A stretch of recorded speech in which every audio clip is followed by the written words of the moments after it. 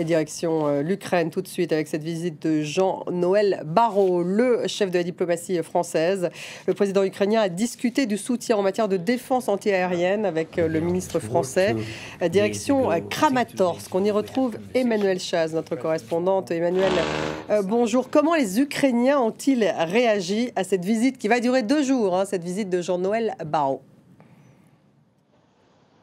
Oui, écoutez, cette visite qui arrive à point nommé, en tout cas pour afficher le soutien français à l'Ukraine, puisque Jean-Noël Barrot est arrivé quelques heures seulement après une frappe de très grande ampleur qui a touché le pays. Il s'est immédiatement rendu sur le site d'une des frappes dans la capitale ukrainienne, à Kiev. Donc c'est vraiment une manifestation de soutien qui est bienvenue côté ukrainien. Les Ukrainiens se réjouiront également de ce qu'a annoncé le président Zelensky, qui a déjà rencontré le ministre des Affaires étrangères français. Il a dit avoir évoqué avec Jean-Noël Barrot des perspectives pour les entreprises françaises pour venir ici fabriquer, coproduire des drones pour la défense ukrainienne. Donc c'est ce genre d'annonce qui est attendu par les Ukrainiens. Elles arrivent au moment où, lors du format Rammstein, où 51 pays se sont retrouvés pour discuter de la défense ukrainienne, eh bien l'Allemagne a annoncé qu'elle s'était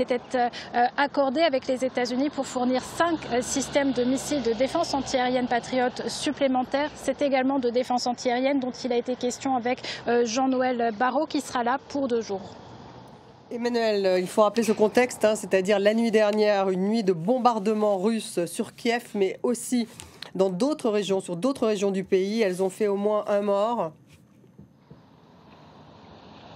Tout à fait. Il y a eu, alors on a le bilan, c'est 2 morts, plus d'une quarantaine de blessés à travers le pays lors de cette nuit qui a été encore une fois une nuit d'angoisse, une nuit de destruction pour les Ukrainiens. Plus de 426 drones, plus d'une vingtaine de missiles ont été lancés au moment même où Volodymyr Zelensky a réitéré une demande de l'Ukraine de nouvelles négociations de paix avec la Russie. Alors c'est vrai que depuis le terrain, même ici à Kramatorsk, où il y a quelques heures seulement, des drones se sont abattus sur des bâtiments résidentiels, sur une zone résidentielle où je peux entendre l'artillerie également, puisque la ligne de front n'est qu'à une vingtaine de kilomètres. Difficile de voir une quelconque volonté côté russe, effectivement, de s'asseoir à la table des négociations, alors que pourtant Kiev l'a proposé à nouveau.